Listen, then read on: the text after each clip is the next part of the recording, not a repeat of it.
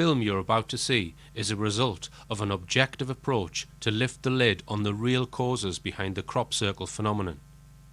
I started by looking at crop circle researchers' efforts so far, and I have to say I was not impressed by most of them. Many are not scientifically qualified. They make far-fetched assumptions and use language which is ambiguous at best and meaningless at worst. They provide pseudo-explanations of how circles are formed, but clearly have no true understanding of what is going on. Some researchers, however, are more objective in their approach. Robert Hulse and David Caton have been investigating crop circles since the mid-1990s and are well known for their activities in gathering and analysing physical and photographic evidence. I started by asking them how far back crop circles go. Oh well, I mean, they've been around for hundreds of years. Certainly going back to the 17th century, the mowing devil woodcut is an example of that. But I feel that the early fairy rings, which were flattened areas of grass or crop, could well have been early examples of the crop circles that we see today. Okay, and these older circles that are basically recorded in history books, shall we say, what kind of patterns are we talking about? Well, more likely simple circles, I would say. Yeah. Becoming a bit more up to date. In the 1920s and the 1930s, and even during the war, 1940s, people in the farming industry in those days remember when they were kids, they play in them, they find them on a regular basis. What countries are they appearing in now, and are there any specific areas in this country and other countries that they appear to occur in? Well, they're all over the world, aren't they? Yeah. But you know, latterly you've heard from in Scandinavia, Italy, Germany, France, Canada, yes, America, quite a few in Canada. Canada, probably good ones there. Yeah. And in this country. And in this country, it appears to be focused on one particular county. Am I right in thinking that? Yes. Wiltshire and then Hampshire second, I think, in terms of numbers. But Wiltshire mainly. Yeah. And I think it could have something to do with the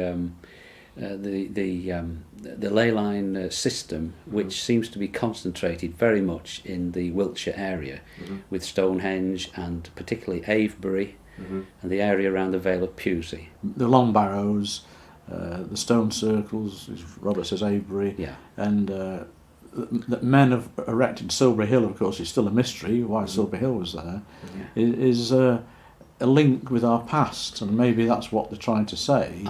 We are linked to your past. The people who built Avebury, for instance, built it there because they were well aware of the energy, and I'm quite sure they used that energy for various purposes, possibly healing.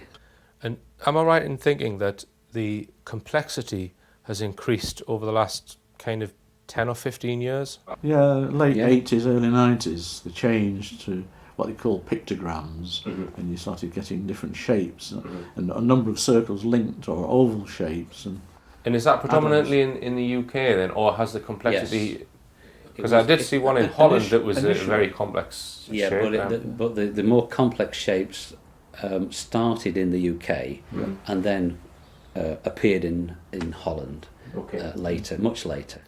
And my understanding is that you believe that some crop circles are man-made, whereas others are not man-made. Now, can you explain to me how you distinguish between the two? Well, just going back a place, we've learned along the way. I mean, we made mistakes when we first started, and we would give a crop circle the thumbs up as being the real McCoy. When looking back, we realise they weren't. Now, when you say real McCoy, you mean that it hasn't been constructed by man? Mechanical by means. man? Yes. Right, okay. Via a mechanical means. Okay, carry on. So you've made a mistake, and why well, because we were not recognising all the signs, and we were new to the business. It's a learning curve, and everyone wants to believe, including us, that the formation we've gone into, which reminded me a bit of a trek on foot to get to them, you want it to be the bee's knees. Yeah, you don't want to be disappointed. Yeah, You know? we didn't want to be critical. We No. wanted to find the real thing. Right. Yeah, Okay. And when you actually got down and started examining these things in detail, tell me what you started to find. Well, first of all, as you go into the formation, you can immediately get an overall impression Yes. by the general lay. Yeah. You know, either it's very, very flat or it looks a mess. Yes, I mean, the genuine crop circle is almost perfect. Yeah. The lay flows like water Yeah. flowing down a stream bed, you know. Okay. The man-made ones, because they are mechanically stomped for the most part. In a half sort of pace, you get sort of bunching or layering of the crop, the seed heads. Yeah. This is the implement which was confiscated from the Hoax's Clandestine. And these are done using a plank of wood attached to some rope, which somebody will basically stomp out. Stomping board, yeah. That's right. But the genuine ones are so fluid. Mm-hmm. There are no mistakes. There are no acute changes of direction. And what about any other clues within the crop itself of boarding? Yes, well, the board impacts the stems and damages the stems. So that's something you have to really get down hands and knees job to look closely. Yeah. And they're not easy to see unless you know what you're looking for. We've just come in the formation and disappointing immediately to find physical evidence of mechanical damage, and the lay is very unimpressive, very flat, and there's board marks all over the place, which is a terrible disappointment in view of our high hopes of moments ago. And down here, just as an area in one of the spiral paths near the centre, and you can see board mark, board mark, there and there and there. You can miss them, as we have done in the past, I guess. Yes. So the leading edge of the board, as it strikes the stem, is causing an injury to the stems and causes lines of creases. So if it's like a 3-foot board, you'll find rows of stems more or less lined up. And when you turn the stem over, that doesn't occur on the opposite side. Well, if we walk into this small circle and come over here, I have a feeling that I found the board marks fairly easily this time. Oops, a daisy. And here we are. If we come down here, we can see that we have a board mark, and if we come over here, we have another. So we have two of them fairly close together, which is how they should be. A row of what? 1, 2, 3, 4, 5, 6. My finger, there's a typical crease there, and I'm bending it slightly, and then you come back towards the camera a little bit, and there we've peeled off the outer sheathing of the, and you can feel that with your fingernail. And then if you come back even further to where the tip of the dowsing rod's pointing, there's another one. It's again not too deep. You also can see a bending there. You can see how the crease bends back, like you do with your finger. Yep. So on the other side it will be okay. You turn it, squish it round, and there's no mark on that side, because as you turn it back, the edge of the board, the leading edge of the board, the plank has hit the crop there as it's gone down. That's right. We have 3 on this stem here, but I've come across here a little bit further. We just rub the bloom off a little bit. I mean, just look at those. We've 1, 2, 3, 4, 5. When the crop is green, when the board impacts the crop, the mark isn't immediately apparent.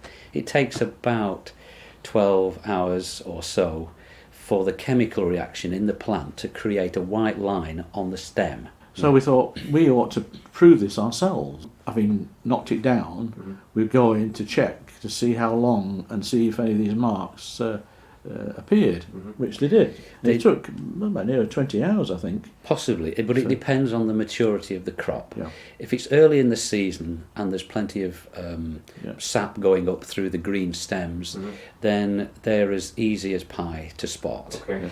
But later in the season, as the moisture comes out of the stems and they start to go that straw colour, then they're very difficult, and you simply have to get down on your hands and knees and check. Okay, and how many years have you gone back actually recording these board marks then? Since 2000, 2001. Yes, yeah. Okay.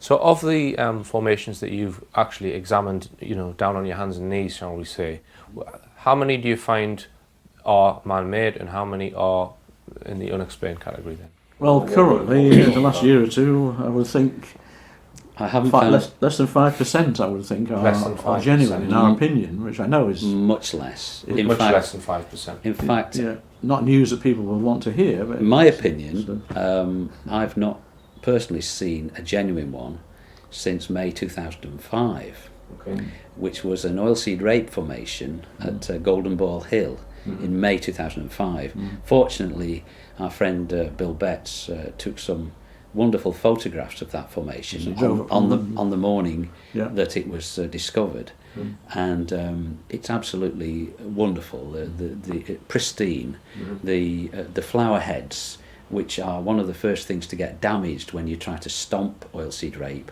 are perfect. They're undamaged. They're evenly spread throughout the laid crop, just as they are in the standing crop. That simply is impossible to recreate with a stomping board. So therefore, I am certain that small formation was genuine. Okay. Right. What about the Ogbourne St George formation? Because that's another one that you believe that is a non-man-made. Absolutely, certainly genuine formation. I mean, the main thing about that was the way the crop had been laid. It wasn't flat to the ground.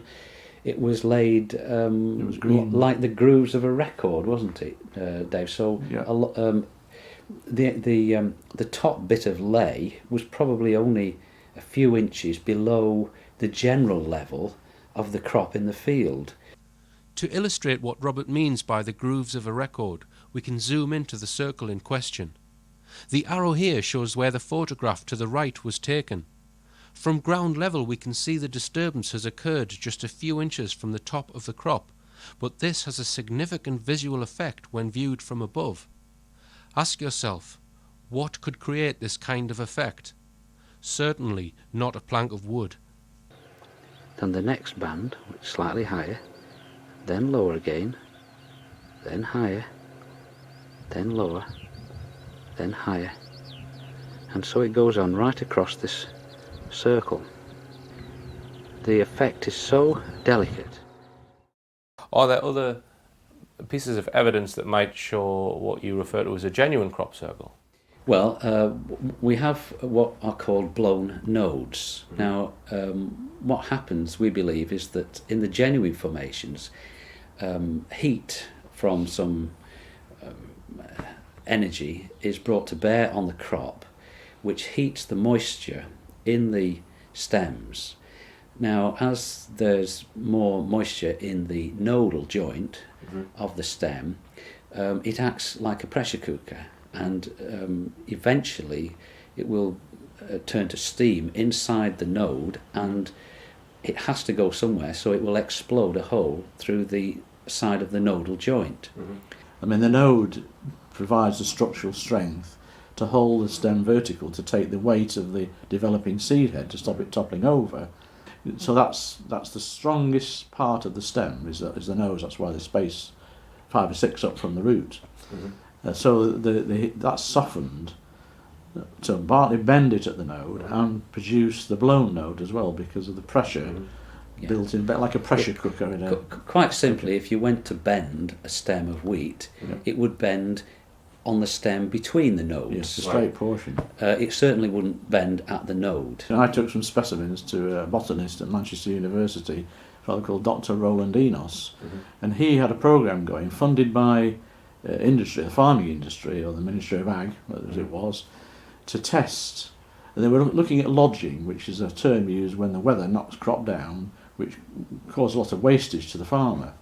And he couldn't understand how on earth they could be bent at the node, other than phototropism, as Robert just mentioned, as a natural force going to the light, horizontal and down. So you think it's two different effects. One is that it's something is heating the water up inside the node, to soften the plant, yes. And then another effect, which is mechanical, or results in a mechanical effect of forcing the crop down in a particular direction. Exactly. Another researcher who believes there are at least two effects being brought to bear in the formation of genuine crop circles is aerospace engineer Roy Dutton.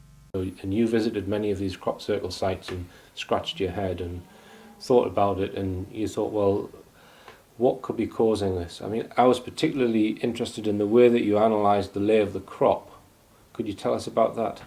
First of all, I had to satisfy myself that what was producing these spirals was not a plank, or a roll or anything like that. Yeah. That these plants were genuinely bent without breakage, and beautifully inscribed into the crop. Okay.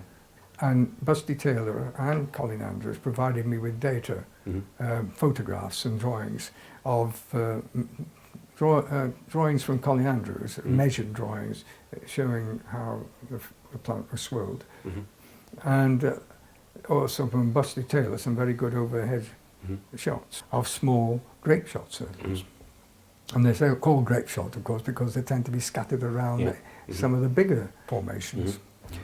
I then began to look to see what pattern, what mathematical relationship could be applied to these things, which might explain how they're produced. Because when you looked at that pattern, you saw that it was made up of a series of discrete actual sweeps, if you like. Is that, am I right? That's right. That's the first clue.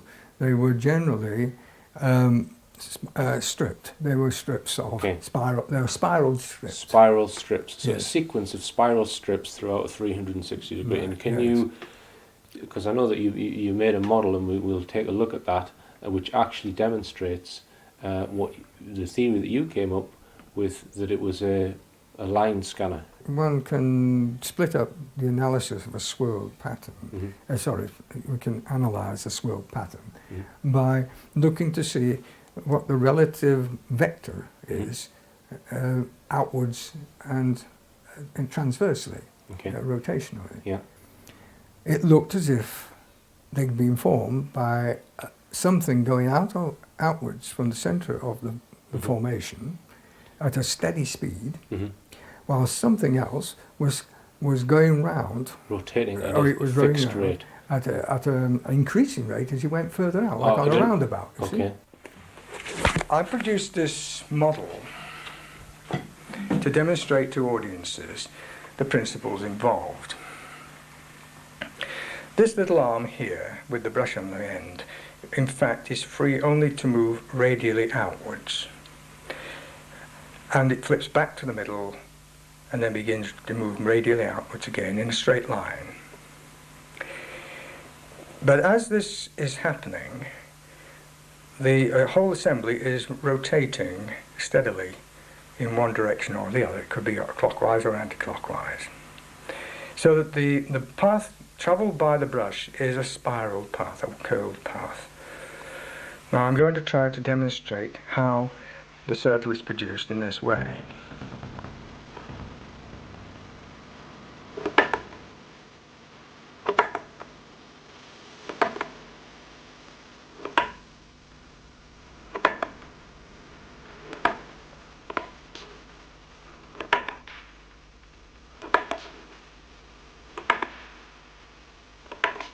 Notice that the gaps are being filled in on each successive rotation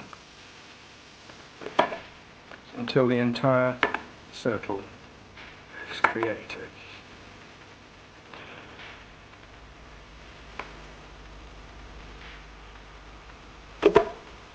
The actual shape of the spiral depends on the relative rate of outward sweep and rotation. This is a very short spiral, but sometimes they can go all the way around. You thought it was moving at fixed velocity from the centre to the edge at a fixed rotational speed.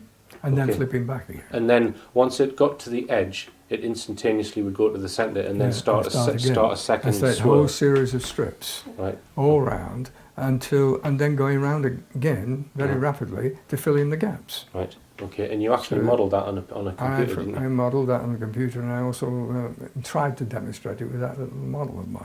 It didn't matter what the actual speeds were, it could produce any kind of spiral with that form. Because believe me, you can get spirals of other forms, and I did try this with other equations.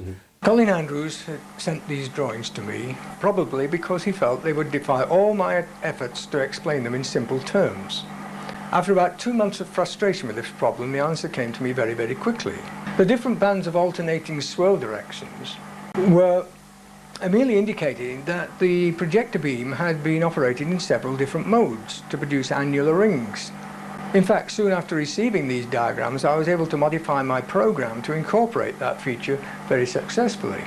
The big problem was presented by that unevenly segmented annulus. Well, suddenly the penny dropped, as they say. The flattening had begun at position 1 with the progressive clockwise flattening. This had continued until a 72-degree segment had been covered. At that point in the proceedings, the beam had then flipped backwards to 144 degrees to commence clockwise flattening in the direction as before. However, while the clockwise flattening had been occurring, the virtual center of the disturbance had moved from 1 to 2. The annulus had been steadily precessing anti-clockwise, following this small circle shown here.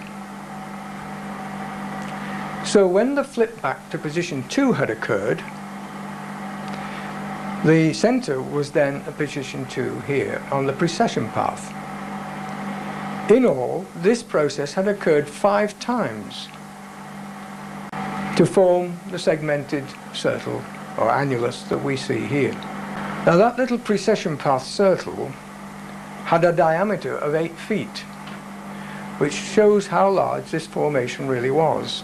For me, this was undeniable proof that an advanced piece of scanning technology was being employed to produce those wonderful patterns. This is suggestive then that whatever technology is being used is being generated from at some certain height above the crop circle. And were you able to do any analysis to determine how high? No, because all I could say was that whatever it was that generated these things, it would have to be at a sufficient altitude so that to allow the beam to come down vertically. Right, okay. Yeah. The only thing that could create the flattening of the crops, which didn't damage it, and produce the heating sufficiently in the stems to cause the distortion of the stem cells. This was obviously energy which you had a mechanical property, not just an electromagnetic one. Right. It wasn't just microwave energy, it was something which also could push the crop in the direction of the beam motion. Let's just say then, if we have a craft which has got a huge, great big, just a long metal rod, 2 feet wide, on a pivot, and a machine that works in exactly the same way that your machine works on a much larger scale, right? It could, and if it was high enough up in the sky, it would produce that crop circle in exactly the same manner. The only difference being, it's not a physical metal rod which has been used to flatten the crop. Because there was another case where there was no crop circle produced, but farmer witnessed 2 feet wide black tubes. Yes, Mr. Ball. And he told us about this event that occurred the year before. It was overcast, no sunshine, sort of a dull-ish sort of day. It's this field here, it was in winter barley at the time, it's a cornfield most of the time. And looking across, diagonally, looking at the wood behind, it was to the left, about halfway along the wood line that you can probably see on the film.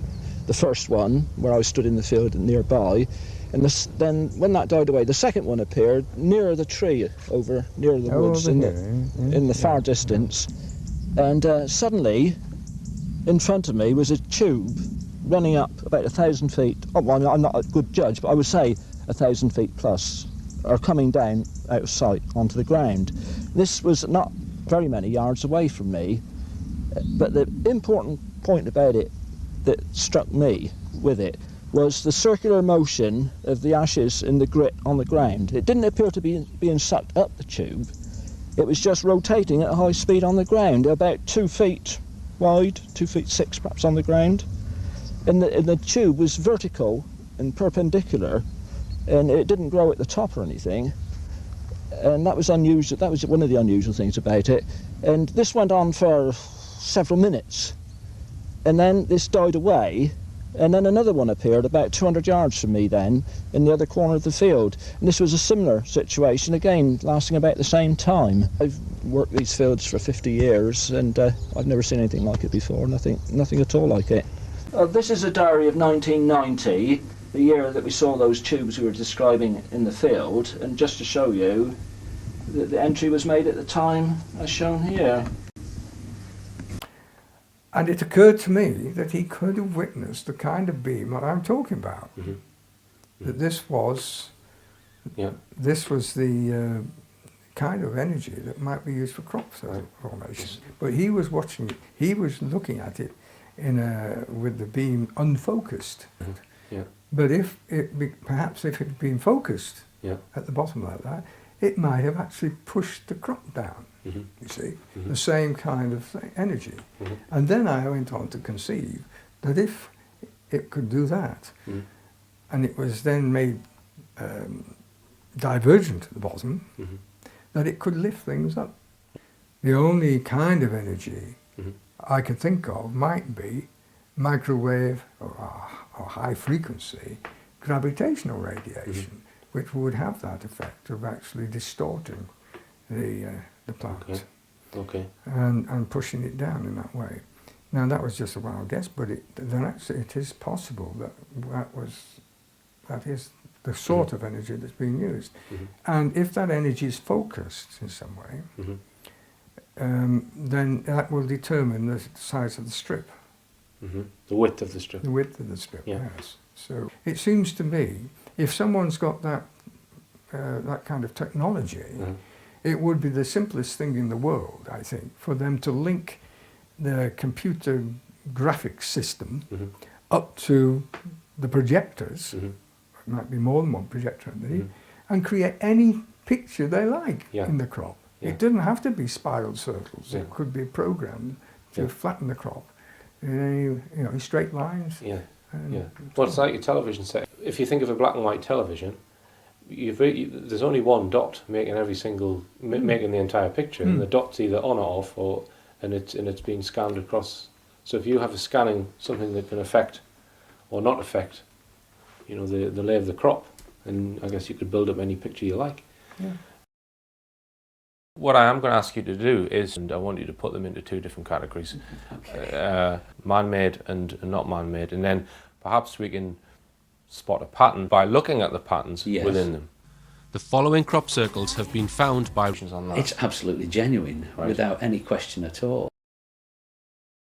So are we saying that you think the more complex ones are more likely to be man-made? Is that what you think? Generally speaking.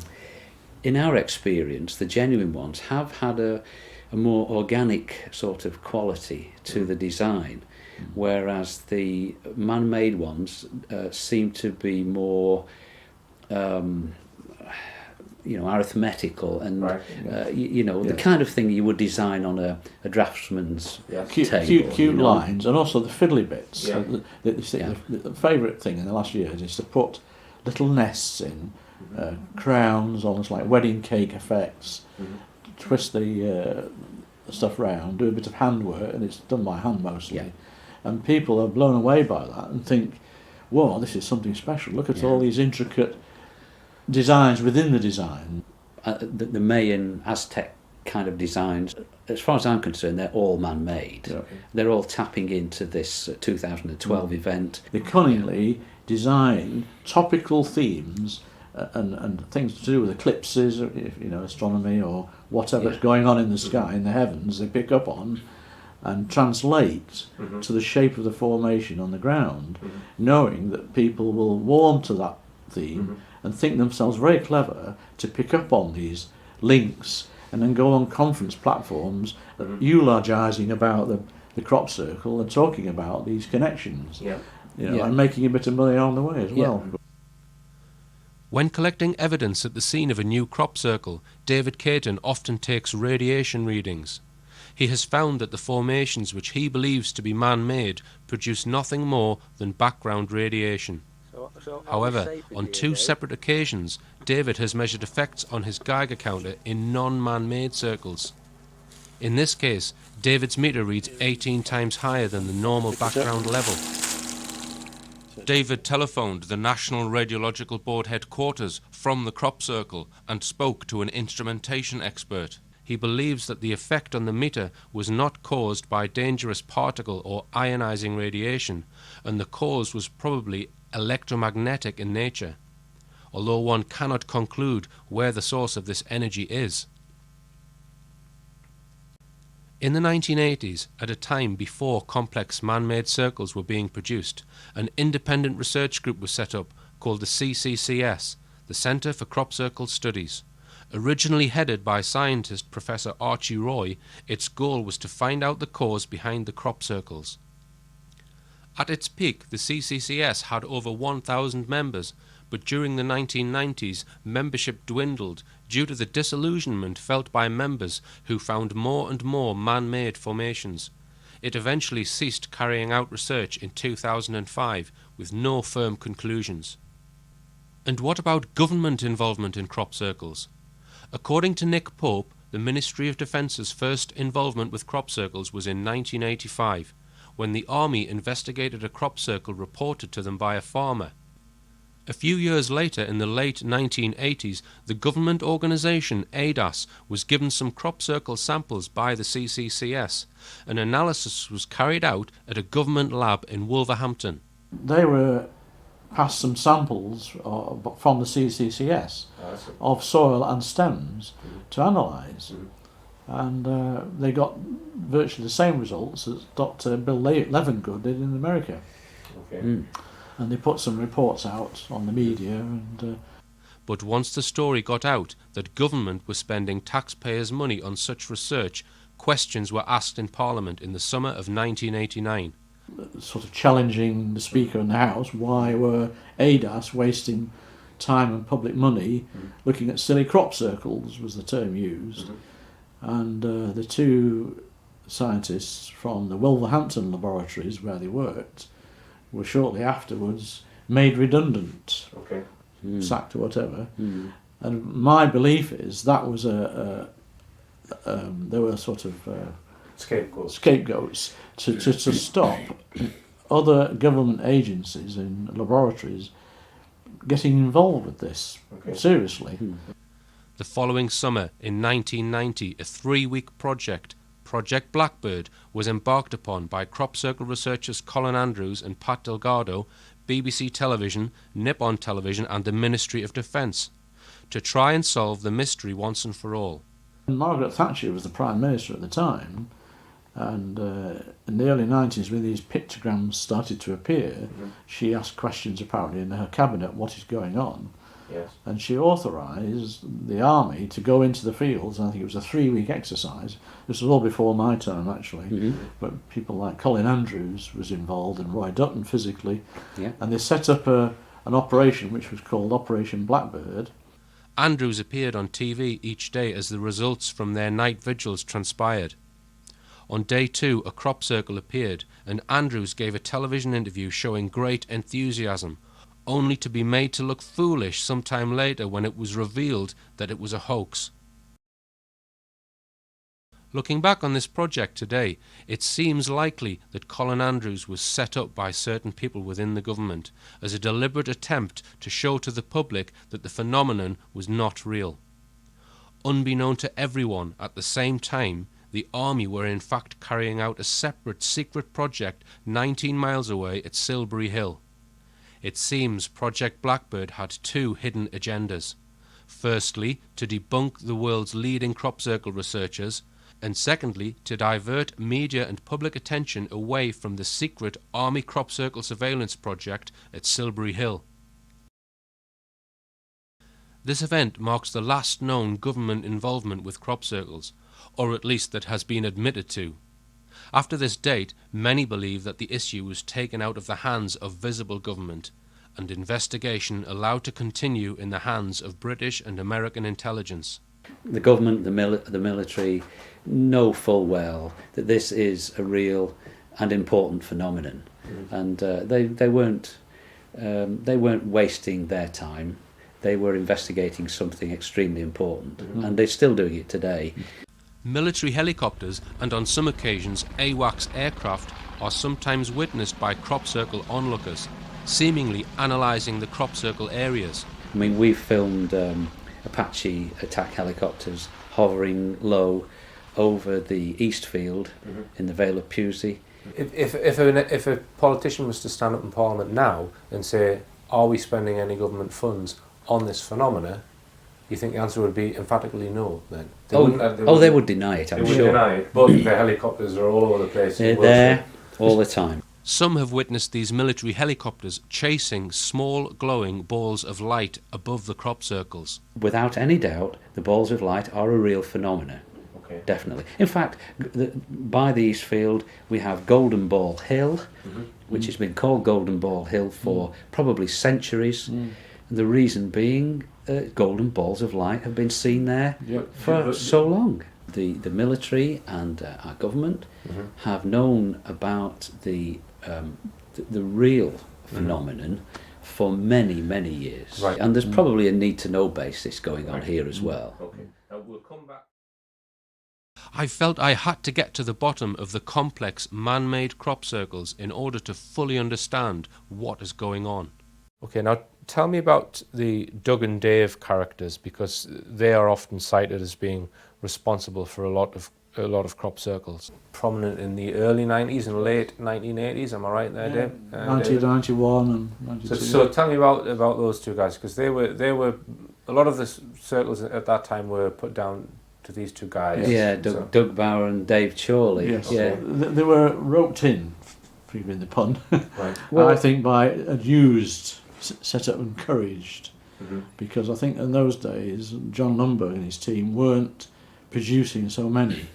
It was in their early days. Okay, so John Lundberg, he's responsible and admits to being responsible for some of the very complex formations, and he even has a website which promotes that, circlemakers.org. Absolutely. Okay. And it's a good website to have a look at, because people can really see how these complicated formations are created.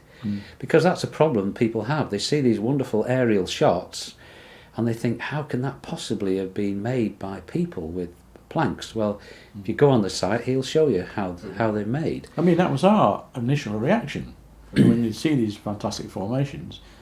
It's this thing, how can you do this in the dark, in a field, in a few hours of darkness? And in the summertime, you only get a certain amount of darkness. But in our opinion, the whole Circle Makers website and Lundberg and co are all part of a disinformation campaign. Originally, we feel possibly funded by government. There was certainly a link on the Circle Makers website, which was a recruiting banner which took you straight to a government recruitment for MI5. We do believe that the genuine crop circles are extremely important, and that government has known this for a long time. And that is why teams, well, that particular team, the Lundberg team, Team Satan, as it originally was called, I believe were inaugurated in order to throw sand in the eyes of researchers so that they wouldn't be able to see easily which were genuine and which weren't. So let's just take a close look at John Lundberg, who is the alleged ringleader of the organisation creating the complex crop circles throughout the 1990s and up to the present day. After leaving school, Lundberg studied fine art at Middlesex University. Then, in 1992, did a master's in sculpture at the Slade School of Fine Art in central London. At this time, literally next door to his art school, was the anonymous headquarters of MI5. It housed the Director General and some of the most top secret and controversial of MI5's active service units. Lundberg's final year at university was spent studying next door to this secret office. It's well known that intelligence agencies often recruit agents in their final year of university. So when did Lundberg actually start making crop circles? On his own website he claims he started in the early 90s, which presumably means after he finished art school in 1992. Wikipedia discusses a crop circle he made in 1993, so it would seem 92 or 93 is the year he started. In other words, shortly after leaving Slate Art College, which was next door to MI5. Considering some of the actual crop circle designs themselves, I personally do not think these circles have been designed by the mind of an artist. This example shows the number pi encoded in degrees of arc around a circle to 9 decimal places. This has been designed by a mathematical mind, not an artistic mind. That is not to say that Lundberg and his team do not implement these patterns, just that it is unlikely they have designed them. Robert Hulse and David Caton allege that advertisements for jobs in MI5 have been placed on the Circle Maker's website. These adverts no longer exist, but there are other references to MI5. After logging onto the site, if one clicks View Source to view the HTML code behind the website, we can view the keywords which the person designing the site has assigned to the site. The second keyword is MI5. Other keywords include British Security Service, spy, intelligence, CIA, espionage, and terrorism. Further references to MI5 can be found in the text itself. Here, Lundberg teases Colin Andrews about funding, and I quote, "Well, it looks like veteran crop circle researcher Colin Andrews might be forced to get a real job. He's posted an urgent appeal for funds on his website. If all else fails, Colin could join MI5 PSYOPs department and retrain as a crop circle maker." Now, you might think these references are just too blatant, but I believe there is a degree of double bluffing going on here.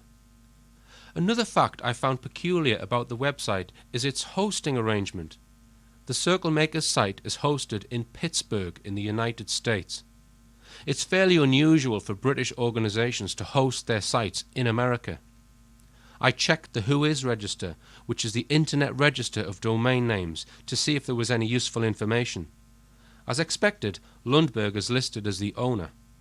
The administrative contact, however, is listed as John Kurzak from Michigan, along with his phone number. I telephoned the number, but that number is no longer assigned to a John Kurzak. He has presumably moved on from the Michigan address. I searched for John Kurzak in the American White Pages. Kurzak is quite a rare name, and I found there was only one John Kurzak in the whole of America.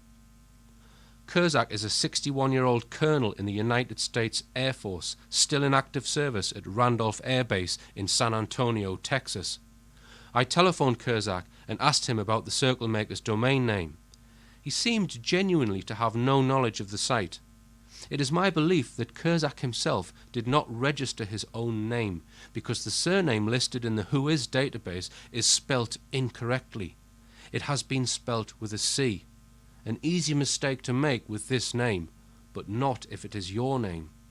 This suggests to me that somebody was just using his name. An administrator name was probably required when purchasing the domain name. The US Air Force connection is very intriguing. In 1995, when the Circle Maker's site was set up, Kurzak took a military commission, tying him more closely to the Air Force. Perhaps it's a big leap of assumption, but in the town where Kurzak works, there is another US air base called Lackland Air Base, which just so happens to be the headquarters of the US Air Force Intelligence, Surveillance and Reconnaissance Agency. At this base, there are 1,000 technical personnel involved in a range of activities. It's a big leap, but perhaps this is where the crop circles are designed. And what about financial arrangements? If the circle makers have spent the last 17 years flattening crop fields, how have they managed to earn a living?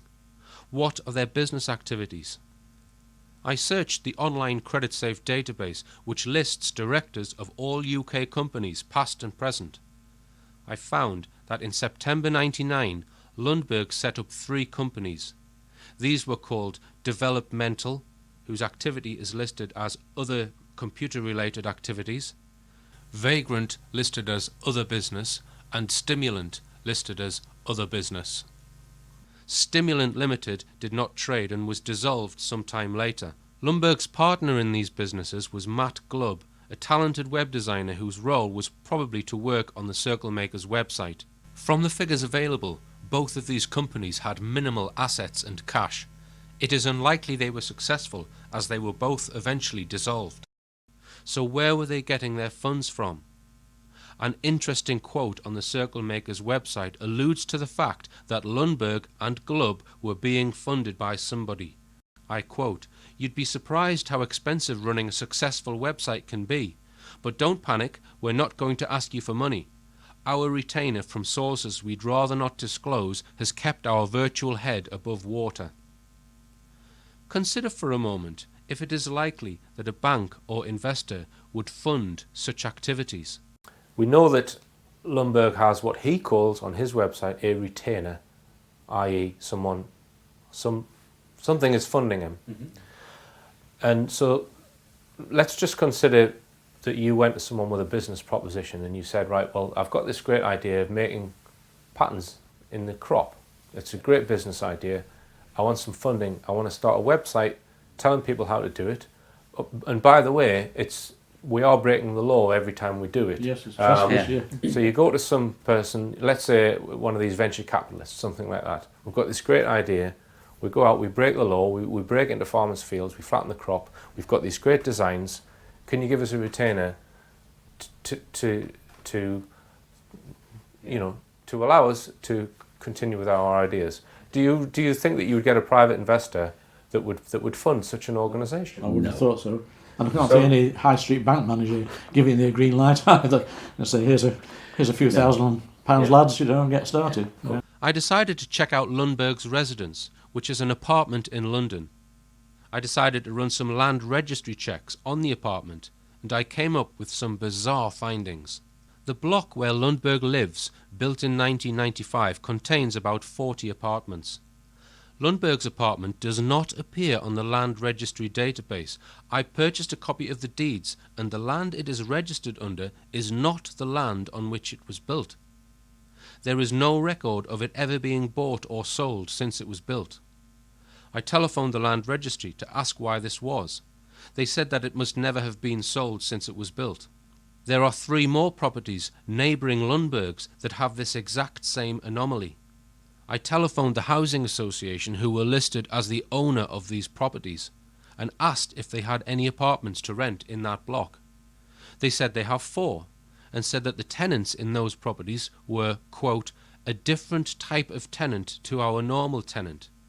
I asked what they meant by this, and she said the rent was not paid by the tenants. They were either leased or being paid for by the council.